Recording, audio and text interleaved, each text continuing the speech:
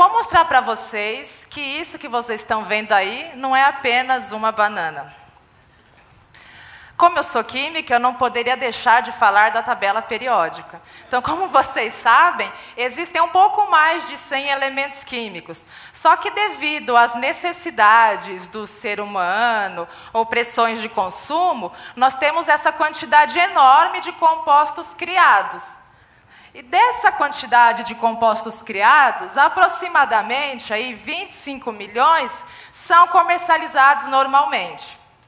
Infelizmente, menos de 1% dessa quantidade, ela é controlada. E o que tem isso a ver com a banana? Vai chegar lá. Tem a ver com poluentes emergentes. Só para lembrar, o do meio. Tem a ver com poluentes emergentes, que é uma classe de poluentes que teve esse nome porque os caras só descobriram que eles existem devido aos avanços nos equipamentos que fazem análise nas águas. Então, o que são poluentes emergentes? São fármacos, hormônios, são promotores de crescimento na suinocultura e na avicultura, tá?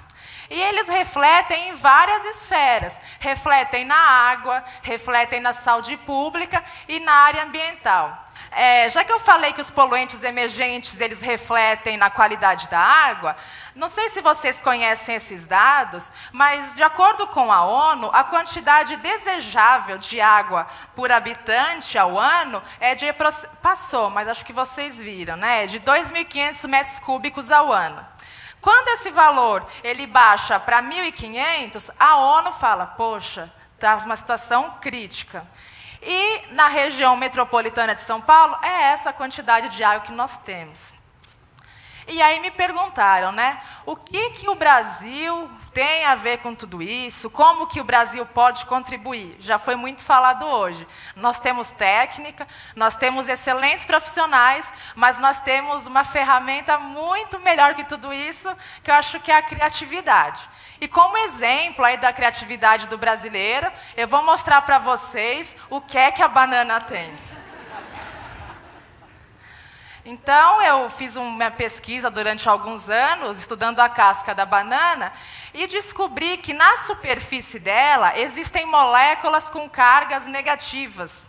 E na água contaminada pelas indústrias, existem os metais pesados, que têm as cargas positivas. Então, aquele negócio que a avó fala para a gente, que os opostos se atraem, funciona muito bem aqui. E eu consigo remover de 65% a 90% de urânio que esteja numa água. Aí, outra pergunta que as pessoas fazem.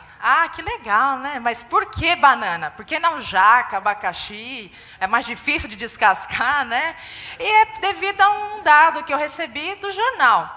Que da nossa produção anual de bananas, nós perdemos 30%. Mas mais interessante que isso ainda, é que as redes de fast food, apareceu? Só na Grande São Paulo, elas geram 4 toneladas de casca de banana. E isso vai parar no lixo. E essas cascas de banana, elas são matéria-prima para eu construir um pó, que eu consigo fazer um filtro e descontaminar a água. Então, viu-se nesse projeto uma ideia para desenvolver o que nós chamamos de desenvolvimento sustentável. Então, desde o começo do meu mestrado, o que acontece? Eu sempre tive esses 3 pilares, assim como elementos norteadores, que é você tem a ideia, você faz a pesquisa e você tenta aplicar essa ideia. E isso tem que estar muito bem integrado. O que tem essa figura a ver, né, com banana, com poluentes emergentes? Essa figura, não sei se vocês conhecem, é de uma cidade do livro As Viagens de Gulliver. E nessa cidade, de nome Laputa, é uma cidade que ela sobrevoa o mundo real. E nessa cidade, os cientistas têm 2 olhos, normal aqui também, né? Mas os olhos desses cientistas, um é virado para dentro e o outro é virado para o alto. Então, o que eu quero mostrar com essa figura é que nós, pesquisadores e pessoas envolvidas no desenvolvimento das ideias, nós devemos fugir desse estereótipo dos moradores lá da Viagem de Gulliver, Porque existiam pessoas passando fome, pessoas com necessidades, e os cientistas lá sobrevoando o mundo real, sem se preocupar com a sociedade de entorno. Então já foi bastante falado hoje, e eu encerro a minha apresentação com a frase do professor Assis Absaber. Não é a química que vai salvar, tá? Mas são as ciências aplicadas que podem conduzir a uma resolução melhor dos problemas. Gente, obrigado por tudo, desculpa o nervosismo, adorei estar aqui.